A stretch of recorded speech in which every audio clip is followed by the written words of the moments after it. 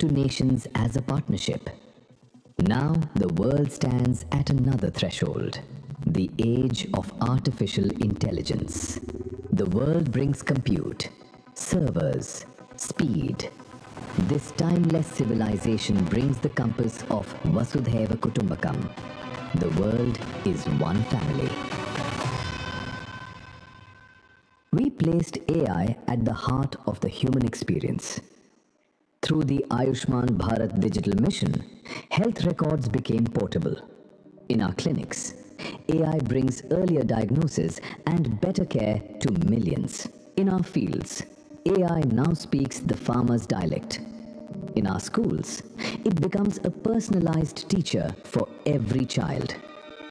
Through AI in our courts, justice found new clarity in the digital age. This is technology expanding human capability, not replacing it. When systems are designed for all, humanity moves forward.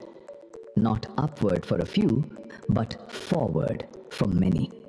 As intelligence scales beyond borders, a larger responsibility emerges to ensure it remains democratic, inclusive, and accountable. This is AI for good. India does not lead to stand apart. It leads to hold the circle together, ensuring that the Global South has a voice as a co-author of the intelligence age. From the creation of zero to the governance of intelligence, this is India. This is Bharat. As leaders, innovators, and nations gather for the India AI Impact Summit 2026, this is our moment to build a world of progress, prosperity, and happiness for all.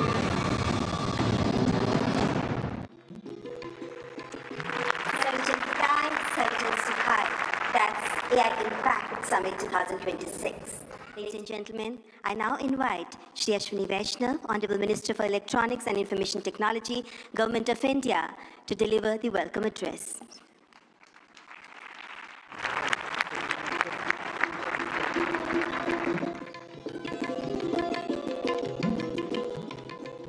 Namaskar. Honorable Prime Minister Shri Narendra Modi ji, Honorable President Macron, President Pamelin, respected heads of states and heads of government, honorable ministers, distinguished delegates, friends from the industry, media, and dear students. A very warm welcome to India. Welcome to the first AI summit in the Global South. And of course, the biggest AI summit so far. We have participation from 118 countries. Thank you all for making this summit a grand success. Friends, AI is a foundational technology. It is already transforming how we work, learn, and make decisions. Our Honorable Prime Minister Shri Narendra Modi ji believes that the true value of technology lies in ensuring that its benefits reach the masses. Our Prime Minister's vision is to democratize technology, deploy it at scale, make it accessible to all. That's why in our country, in India, we are working on all the 5 layers of the AI stack. The first layer is the application layer. We sincerely believe that ROI will come from this layer. And this is where the real benefit will flow to the masses in line with our Prime Minister's vision. That is why we are building real-world solutions in healthcare, agriculture, education, logistics, design, financial services, every sector wherever the benefits can reach the masses. The second layer is the model layer, and that's where the sovereignty comes in. While we understand that very large models will continue to push the frontier, we also understand and believe that more than 90% of the use cases can be addressed with smaller focused models. These specialized models will deliver greater value to our masses by addressing specific use cases at much lower cost per token as well as overall cost of access.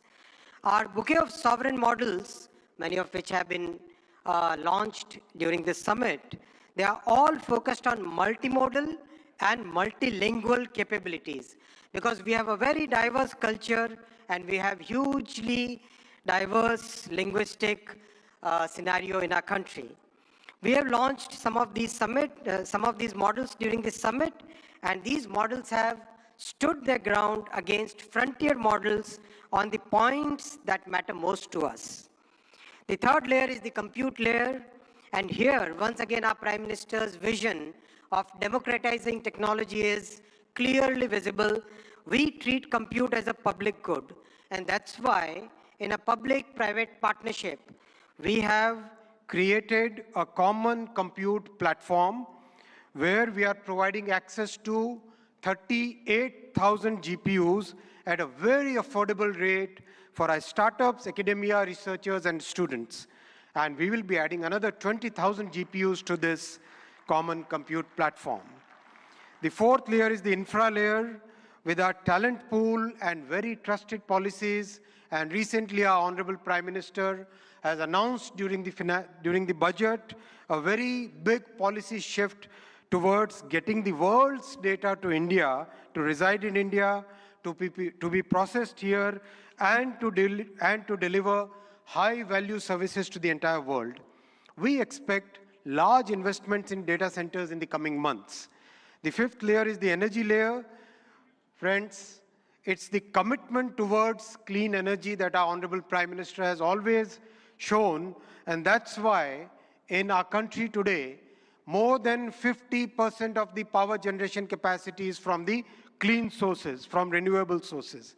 Our visionary Prime Minister has recently reformed the nuclear energy sector also, which is another very good sector for providing that base load of clean energy. We have a robust grid which has been practically rebuilt over the last 1 decade.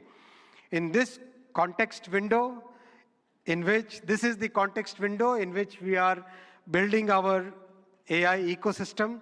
Stanford University AI Index places India among the leading countries in AI adoption, AI talent, and AI diffusion.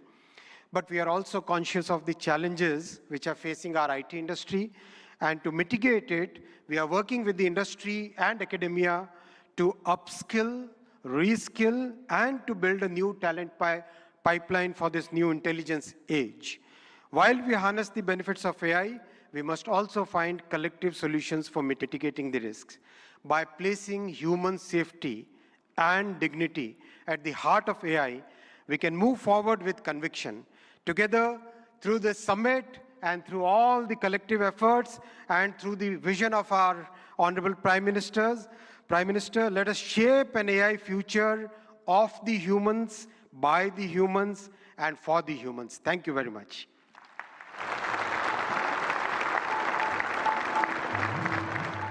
Thank you, Honorable Minister, for the welcome remarks. And before I move on, ladies and gentlemen, I would like you to welcome our distinguished guests. We have with us His Excellency Emmanuel Macron, the Honorable President of France, who's joined us now. Please welcome him.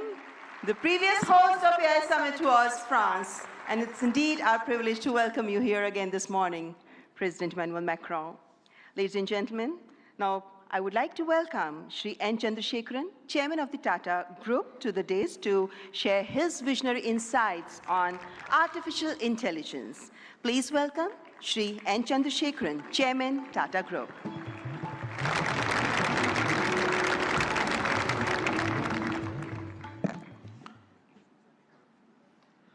Honorable Prime Minister Shri Narendra Modi ji, Your Excellencies, Heads of State, policymakers, and distinguished ladies and gentlemen. It is an extraordinary privilege to be here this morning and participate in this AI Summit. India is a nation of AI optimists. Our enthusiasm is not surprising. Indians have witnessed the hugely ambitious digital infrastructure programs and what they can achieve. the largest digital identity system in the world, covering 1.4 billion people. A digital payment interface that accounts for half of the entire world's transactions. Over the past few years, under our Honorable Prime Minister's vision, India has treated AI as a strategic national capability, aligning the full stack from chips to systems to energy and to applications through Semicon India, an India AI mission, and most importantly, the recent reforms such as the Shanti Act for clean energy. We are building AI at scale with trust, resilience, and long-term competitiveness. AI is a foundational technology that cuts across all industries.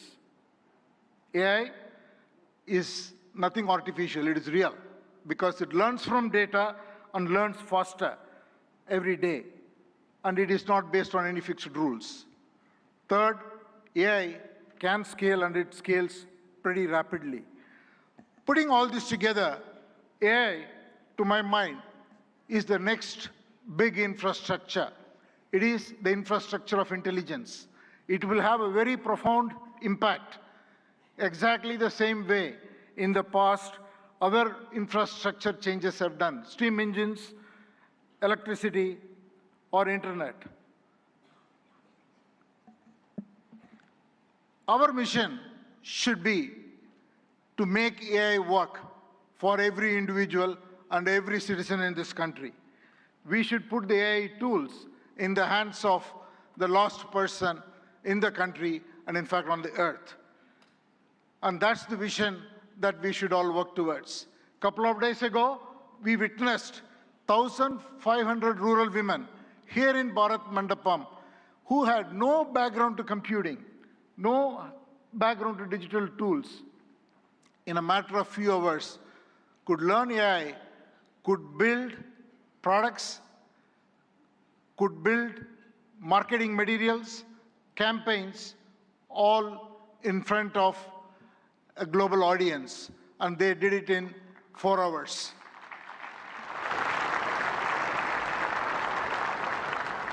AI will have huge impact on our public services delivery. It will have huge impact on enterprises around the world. Since I come from the background of IT industry, one word for the IT industry.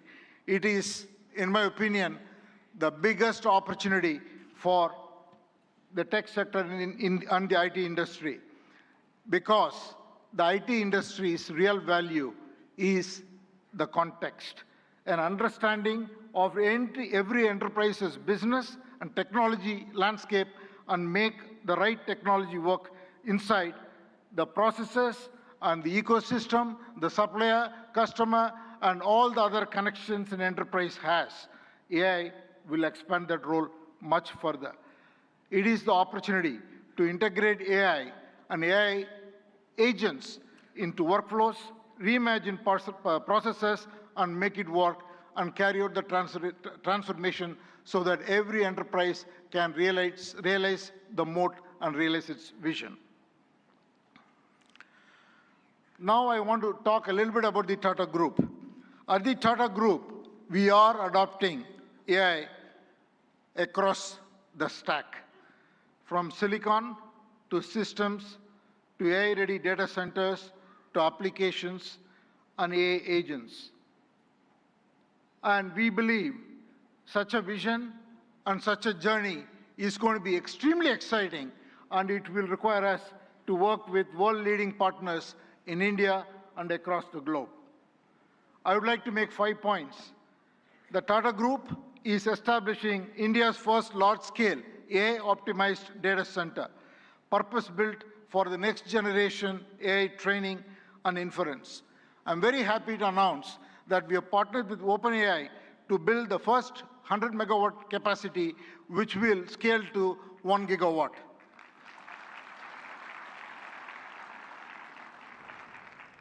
And we made an announcement with AMD yesterday, where we will combine the world-class AI rack architecture with Tata's strength in infrastructure, engineering, power, and solution capabilities to create a sustainable high-density AI capacity in India for global standards.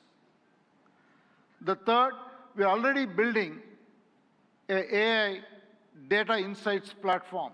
Minister Ashwini articulated the layers of data architectures. What we are building is totally based on diverse Indian data sets on top of the foundational models. So intelligence becomes available across the diversity of Indian contexts. And the fourth, TCS and our other company, Tata Communications together,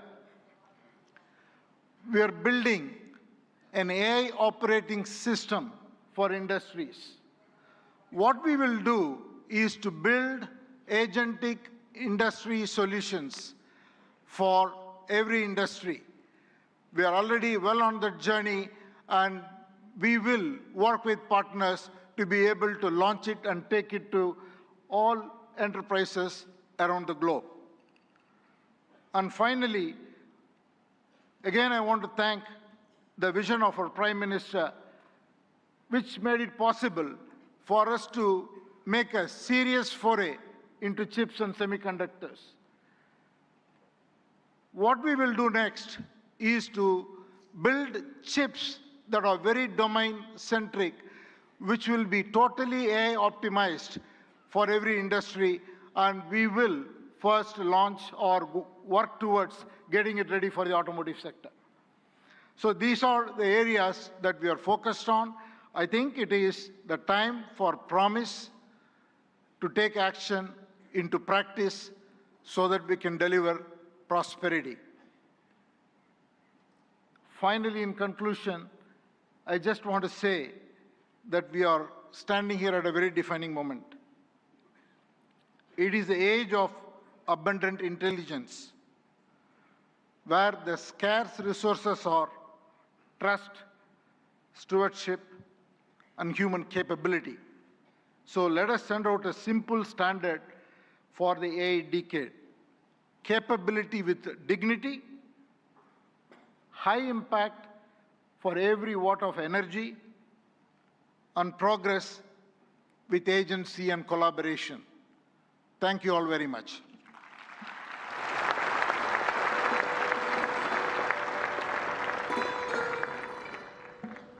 Thank you, Mr. N. Chandrasekharan, for your forward-looking address. Excellencies, please join me in welcoming Mr. Dario Amodei, CEO of Anthropic, a pioneer at the forefront of artificial intelligence, as I request him to address the esteemed gathering. Please welcome Mr. Dario Amodei.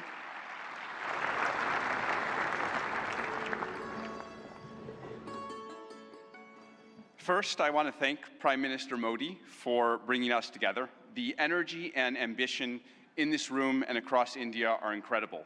I've been spending the last few days meeting with Indian builders and enterprises, and the energy to build together here is palpable, unlike anywhere else. This is the 4th AI summit we've held since the tradition was initiated at Bletchley Park back in 2023, which I still remember. And in those 2.5 years, the advances in the technology have been absolutely staggering. Along with those, the advances in the commercial applications and the societal and ethical questions around the technology have only grown more urgent. My fundamental view is that AI has been on an exponential for the last 10 years, and as part of a sort of Moore's law for intelligence, and that we are now well advanced on that curve, and there are only a small number of years for AI models surpassing the cognitive capabilities of most humans for most things. We're increasingly close to what I've called a country of geniuses in a data center, a set of AI agents that are more capable than most humans at most things and can coordinate at superhuman speed. That level of capability is something the world has never seen before and brings a very wide range of both opportunities and concerns for humanity. On the positive side, we have the potential to cure diseases that have been incurable for thousands of years, to radically improve human health, and to lift billions out of poverty, including the global south, and create a better world for everyone. On the side of risks, I'm concerned about the autonomous behavior of AI models, their potential for misuse by individuals and governments, and their potential for economic displacement. India has an absolutely central role to play in these questions and challenges, both on the side of the opportunities and on the side of the risks. As a sign of our commitment, we just this week opened an office in Bengaluru and hired Irina Ghose, who has spent 3 decades building businesses in India as our managing director for Anthropic India. We've also announced partnerships with major Indian enterprises this week, including Infosys and others. On the opportunities, one dynamic that we have observed is that technology and practices pioneered in India have historically set a standard for the global south and have helped to diffuse technology and humanitarian benefits through the global south. We're therefore we have been partnering with for several months, nonprofits such as the XSTEP Foundation, Pratham, and Central Square Foundation to use our models to advance digital infrastructure, education, agricultural efficiency, and health, in the hopes of spreading AI's benefits across the global south, starting with India and diffusing out to the rest of the global south.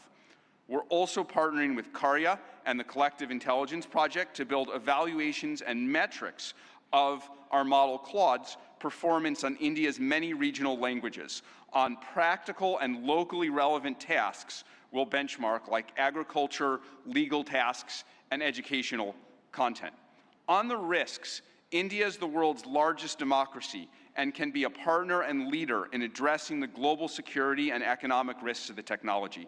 We'd like to work with India on testing and evaluation of models for safety and security risks in the tradition that was started by many global and national AI security institutes that have been stood up around the world. Even more, we see a particularly strong opportunity to work with India on studying the economic questions as part of the New Delhi Frontier AI Impact Commitments, which we're excited to join. As part of our Anthropic Economic Futures Program and Anthropic Economic Index, we publish statistical insights into how AI impacts jobs in the economy. We're excited to increasingly share this information, exchange information with the Indian government to share insights and inform evidence-based policymaking, convene meetings with economists, labor leaders, and policymakers to adapt to the economic impacts of AI. We believe that AI will greatly grow the economic pie, including in India and the global south, but that because it is happening so fast, it may lead to a time of disruption. And we need to work together between companies and the government to better manage that time of disruption and bring better prosperity smoothly to all. I and Anthropic are very grateful to be part of all these efforts, and I'm honored to be here and working on these questions with all of you.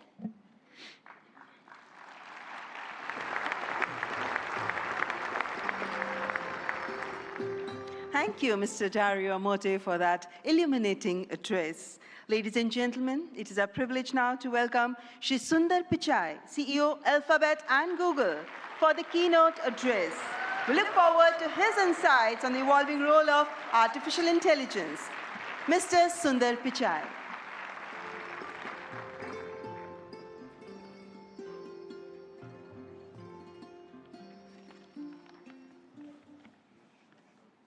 Namaste. Thank you, Prime Minister Modi and distinguished leaders. It's wonderful to be back in India. Every time I visit, I'm struck by the pace of change, and today is no different. Back when I was a student, I often took the Coromandel Express train from Chennai up to IIT Kharagpur. To get there, we passed through Visakhapatnam, Vizag. I remember it being a quiet and modest coastal city, brimming with potential. Now in that same city, Google is establishing a full-stack AI hub, part of our $15 billion infrastructure investment in India. When finished, this hub will house gigawatt-scale compute and a new international subsea cable gateway, bringing jobs and cutting-edge AI to people and businesses across India. Sitting on that train, I never imagined Vizag becoming a global AI hub. Just as I couldn't have imagined that one day I'd be spending time with teams figuring out how to put data centers into space. Or taking my parents for a fully autonomous car ride in San Francisco.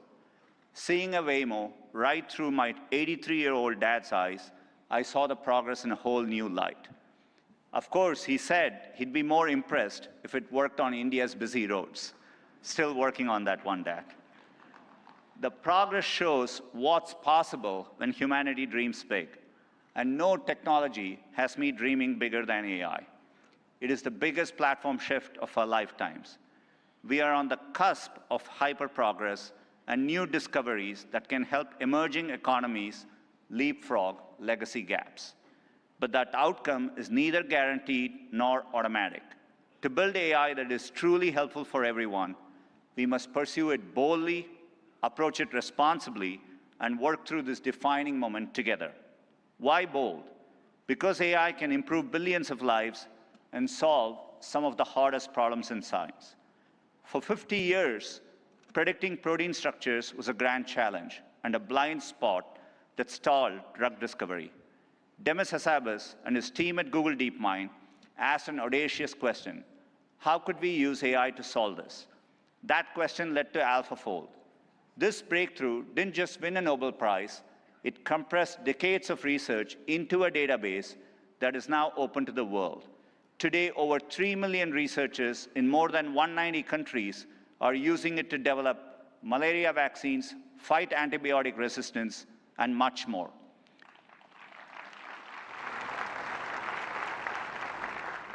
And we are asking similarly bold questions across the scientific stack, from cataloging DNA disease markers to building AI agents that act as true partners in the scientific method.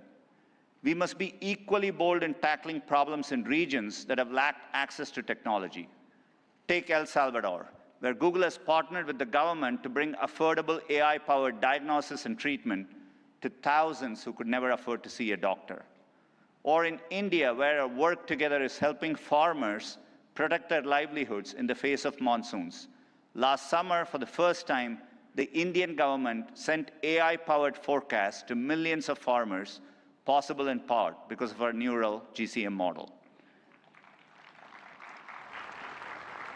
I see language inclusion as another exciting ambition. In Ghana, we are collaborating with universities and NGOs to expand research and open source tools across more than 20 African languages. We need this bold thinking in more places to tackle more problems across health, education, economic opportunity, and more. Technology brings incredible benefits, but we must ensure everyone has access to them. We cannot allow the digital divide to become an AI divide. That means investing in compute infrastructure and connectivity. I mentioned our Vizag investment, and we have others in Thailand, Malaysia, and more. We're also building a vast network of subsea fiber optic cables, including 4 new systems between the US and India, as part of our America-India Connect initiative announced yesterday. Responsibility also means navigating profound economic shifts.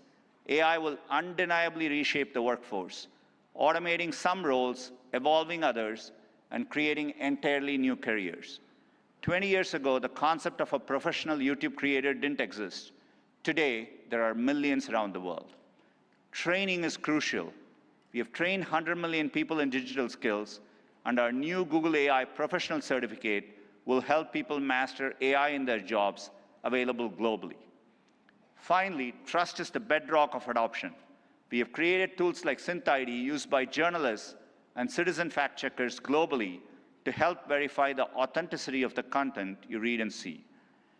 But no matter how bold we are or how responsible, we won't realize AI's full benefits unless we work together. Governments have a vital role that includes as regulators, setting important rules of the road and addressing key risks.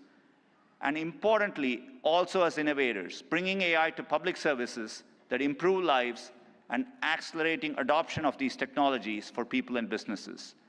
There are glimmers of this from around the globe, from the Ugandan government using AI and satellite imagery to locate priority areas for electrification, to getting potholes fixed for residents more efficiently in Memphis, Tennessee, by using AI scans of road surfaces from buses. Tech companies must also step up, building products that boost knowledge, creativity, and productivity to help people achieve their dreams. And we also need companies of all sizes thinking about this, harnessing AI to innovate and transform their businesses and sectors, and to skill up and empower workers. We have the opportunity to improve lives at a once-in-a-generation scale. I know we have the capability to do this, and looking at the leaders here today, I believe we also have the will. Now we must do the work together. Thank you.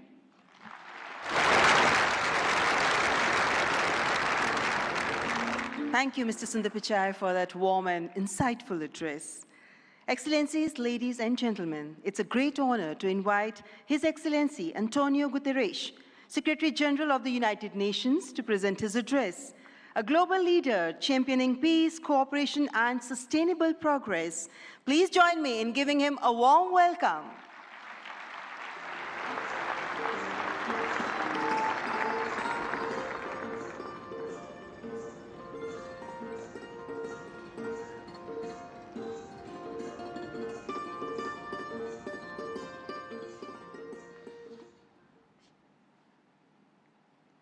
Prime Minister Modi, thank you for your kind invitation and congratulations for India's leadership organizing the first AI summit in the Global South.